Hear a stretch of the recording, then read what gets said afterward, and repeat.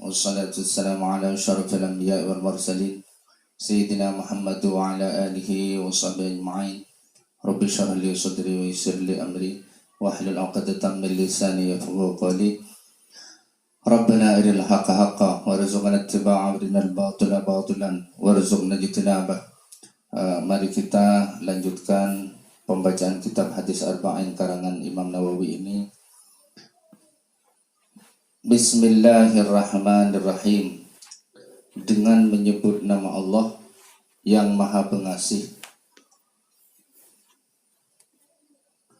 Bismillah, dengan menyebut nama Allah Ar-Rahman yang Maha Pengasih, Ar-Rahim yang Maha Penyayang. Dalam kitab ini, dalam tulisan ini, Imam Nawawi pertama kali memulai lafal Bismillahirrahmanirrahim. Tentu saja tidak sembarangan, artinya ada beberapa alasan kenapa Imam Nawawi menulis pertama kali dalam bukunya Hadis Arba'in An-Nawawiyah ini dengan Bismillahirrahmanirrahim. Setidaknya ada 3 alasan. Yang pertama, iqtidaan bil kitabil aziz, karena mengikuti cara penulisannya Al-Quran yang mulia, di mana Al-Quran yang mulia ini di Lauh Mahfudz sana memang dimulai dengan Bismillahirrahmanirrahim, dan di mushaf yang ada di tangan kita sekarang yang sudah dicetak-cetak ini dimulai juga dengan Bismillahirrahmanirrahim, yang tentunya dulunya itu berdasarkan dengan tauqifi.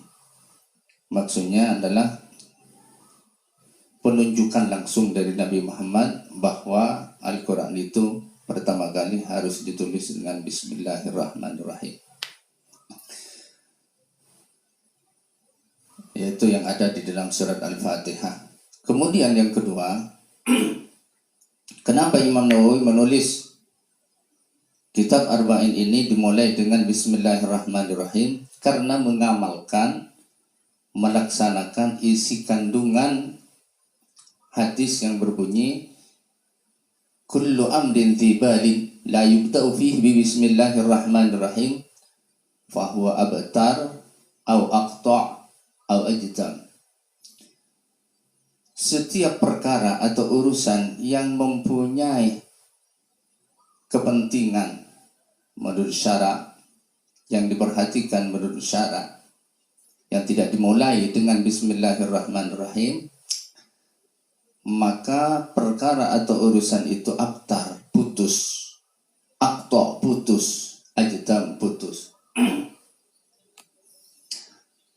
Marilah kita dekati satu persatu dari pemahaman hadis ini. Al-bal kullu amrin thibalin, setiap perkara yang mempunyai bal itu apa? Asyraful azamah, kemuliaan dan keagungan, atau keadaan yang diperhatikan oleh syarak. Apa yang dimaksudkan perhatian? Yang dituntut, diperintah oleh syarak. Di sini perintahnya ada 2, baik perintah wajib atau sunnah, atau ibahah, dibolehkan oleh syarak untuk melakukan atau membacakan masalah atau perkara itu, maka dianjurkan untuk membaca bismillah terlebih dahulu. Yang penting perkara itu bukan haram secara zatnya, tidak makruh secara zatnya, dan juga bukan perkara yang hina-hina, bukan perkara yang rendah-rendah. Kalau yang hina atau rendah memang tidak dianjurkan membaca bismillah, seperti mau menyapu kotoran, Bismillahirrahmanirrahim menyapu, tidak diperintahkan. Seperti mau berdahak, berludah, baca bismillah dulu, tidak dianjurkan. Tidak dianjurkan juga memakai sandal dalam tidak dianjurkan membaca bismillah untuk memakai sandal. Karena sandal itu ada di tempat yang kotor, di tanah maksudnya. Termasuk hal-hal yang muhaqqarat dan safasif, hal yang rendah, yang hina. Kalau memakai baju, memakai songkok, tetap disunahkan membaca bismillah. Bismillah juga tidak dianjurkan dalam zikir yang murni, seperti takbir, Allahu Akbar, Inna lillahi wa inna ilaihi raji'un, atau tasbih subhanallah, atau tahlil la ilaha illallah. Tidak dianjurkan membaca bismillah terlebih dahulu. Bismillahirrahmanirrahim, Allahu Akbar, tidak perlu. Bismillahirrahmanirrahim, subhanallah, tidak perlu. Bismillahirrahmanirrahim, la ilaha illallah. Bismillahirrahmanirrahim, inna lillahi wa inna ilaihi raji'un, tidak perlu. Kenapa? Karena zikir yang murni itu sudah mengandung nama Allah memang pertamanya. Jadi tidak perlu menyebut nama Allah yang lain dengan bismillah itu. Kemudian kata-kata abtar. Apa maksudnya abtar itu? Sebentar. Albal. Albal ini juga ada yang memberikan arti al-qalb, hati. Jadi seolah-olah karena urusan itu mulia, urusan itu adalah agung, maka dianjurkan maka dianjurkan untuk membaca bismillah. Agung di dalam hati maksudnya. Agung mulia di dalam hati. Kemudian abtar. Abtar ini bermakna putus. Maqtu'adz dzanab, putus ekornya. Sementara aqta itu adalah orang yang kedua tangannya putus atau salah satunya. Sementara ajdam adalah orang yang putus tangannya juga sama. Ada juga yang mengatakan ajdam ini adalah orang yang putus jari jemarinya. Jadi artinya di sini tasbih baligh. Tasbih baligh ini adalah kata-kata yang tidak menggunakan adat-adat tasbih, alat-alat tasbih. Seperti apa maksudnya? Setiap perkara yang diperhatikan menurut agama yang tidak dimulai dengan pembacaan Bismillahirrahmanirrahim, maka perkara itu putus. Padahal yang dimaksudkan adalah sepertinya perkara itu adalah putus. Ada kata-kata sepertinya. Maka kata-kata seperti itu dibuang karena tasbih baligh. Seperti anta syamsun, anta badrun, pujaan kepada Nabi Muhammad, engkau adalah matahari, engkau adalah bulan purnama, karena menyinari hatinya manusia di jagat raya ini. Itu sebenarnya anta syamsun ay anta kasyamsi, engkau adalah seperti matahari. Anta badrun anta kal badri, engkau adalah seperti bulan purnama. Maka mafhum, pemahaman dari hadis ini adalah kullu syai'in lahu syarafun 'azamah aw kullu syai'in yutlabu aw yubah aw kullu syai'in lahu qalbun aw yamliku qalban la yubta'u fihi bi bismillahirrahmanirrahim fa huwa kal hayawanil maqtu'idz dzanab. Setiap perkara yang mempunyai kemuliaan, yang mempunyai keagungan, atau setiap perkara yang dituntut oleh syariat atau dibolehkan oleh syarak, atau setiap perkara yang mempunyai hati, atau maksudnya yang memiliki kolban, yang memiliki hati, yang tidak dimulai dengan Bismillahirrahmanirrahim, maka perkara itu seperti hewan yang terputus ekornya. Bagaimana melihat hewan yang terputus ekornya? Kambing misalnya, kan tidak bagus kelihatannya, tidak sempurna nampaknya. Atau seperti orang yang tidak ada atau terputus tangannya, atau seperti orang yang terputus jari-jarinya. Maka itu adalah aib atau kurang sempurna lah urusan itu menurut syarak. Walaupun nampaknya perbuatan itu adalah sempurna secara lahir, secara kasat mata. Misalnya menulis buku tanpa bismillah, sempurna dari awal sampai akhir secara kasat mata, secara lahir, secara lahiriah. Tetapi batinnya itu dalamnya masih kurang sempurna karena tidak ada bismillahnya, kurang bersandar kepada Allah Subhanahu wa taala maksudnya. Itu tinjauan dari syariat. Sekarang permasalahan kurang apa maksudnya di sini? Terputus apa maksudnya? Terputus tangannya, terputus jari jemarinya. Maksudnya barokahnya kurang, barokahnya terputus. Dan ini disesuaikan dengan perkara yang dikerjakan itu. Misalnya pengarang di sini menulis karya buku yang dimasukkan kurang barokahnya di sini adalah manusia, orang-orang jarang yang membaca, jarang yang mengambil manfaat dan faedah. Jadi orang yang senang itu sedikit atau pahalanya sedikit. Kalau tidak makan misalnya tidak membaca bismillah, maka kurang memberikan dampak baik, dampak positif, kurang bermanfaat kepada tubuh. Atau bisa-bisa menyakitkan tubuh. Menjadi banyak kolesterolnya, menjadi banyak asam uratnya, menjadi banyak zat asam, atau menjadi banyak zat besinya. Jadi tidak seimbang masuknya ke dalam tubuh itu. Dan begitulah seterusnya. Makanya diperlukan membaca bismillah di dalam semua semua pekerjaan. Alasan yang ketiga, kenapa pengarang Imam Nawawi ini menulis Bismillahirrahmanirrahim pada karyanya Hadis Arba'in ini, imtithalan wa ta'atan li amrihi sallallahu alaihi wasallam, karena mengikuti dan taat kepada perintahnya Nabi, di mana Nabi Muhammad sallallahu alaihi wasallam itu bersabda, in awwala ma katabahul qalam Bismillahirrahmanirrahim, fa idza katabtum kitaban faktubuha awwalahu wa hiya miftahu kulli kitabin unzil. Pertama kali yang ditulis oleh kolam ini adalah alat tulis yang memang diciptakan oleh Allah pertama kali. Makhluk pertama kali yang diciptakan adalah kolam. Namun ada sebagian ulama yang mengatakan pertama kali yang diciptakan adalah nur Nabi Muhammad. Maka yang ditulis oleh kolam ini adalah Bismillahirrahmanirrahim. Oleh karenanya kalau kamu itu mau menulis, maka tulislah Bismillah pertama kali.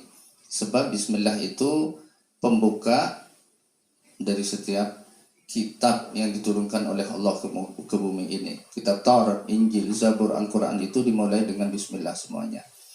Setiap kali malaikat Jibril turun kepada Nabi Muhammad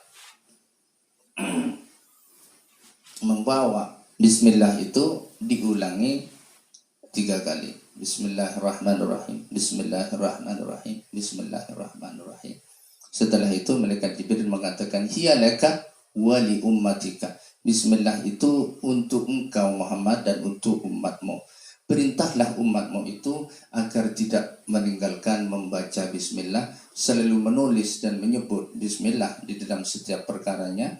Sebab aku tak pernah meninggalkan Bismillah sekejap mata pun, kata malaikat Jibril, sejak Bismillah itu diturunkan kepada Nabi Allah Adam alaihissalam. Begitu juga para malaikat. Jadi dalam semua pekerjaannya pasti membaca Bismillahirrahmanirrahim terlebih dahulu.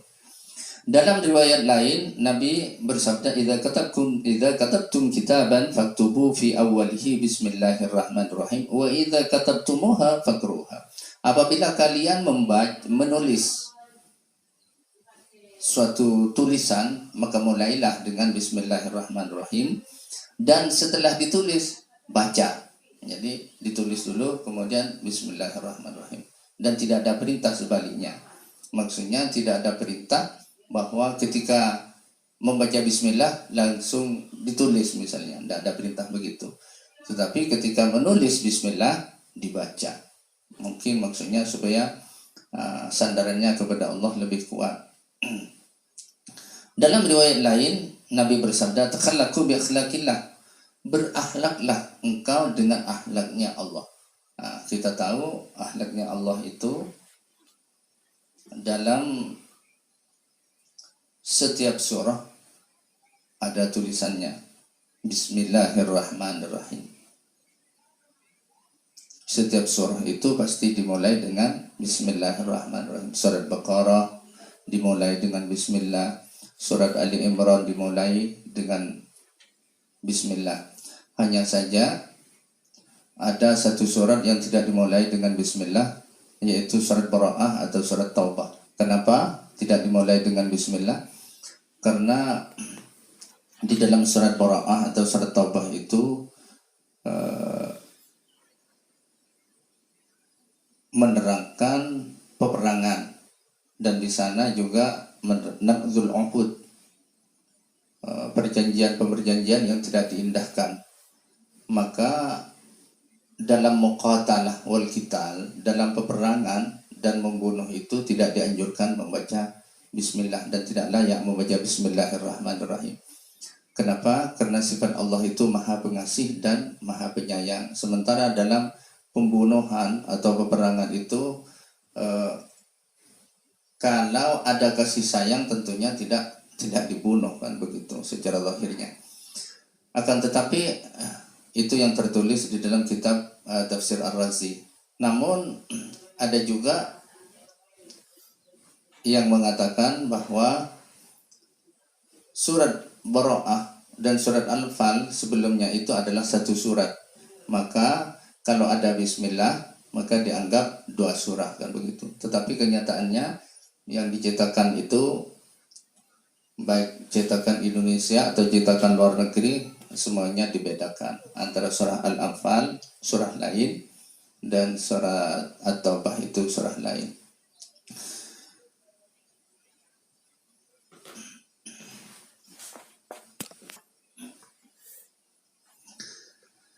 Mengenai hukumnya membaca Bismillah ini akan kita bahas di sini. Hukmuha qira'atan wa kitabah, baik dalam penulisan atau pembacaan pertama kali di dalam memulai perkara atau menulis sesuatu, itu memang dianjurkan. Hukumnya memang secara kesimpulannya dianjurkan dalam setiap hal-hal yang memang dianggap penting oleh syara, oleh agama ini. Tetapi kalau masalah itu bukan haram zatnya, bukan makruh zatnya, bukan hal-hal yang hina atau barang rendahan. Kalau pekerjaan itu haram seperti berzina, zatnya sudah haram, mencuri zatnya sudah haram, maka tidak perlu baca Bismillah.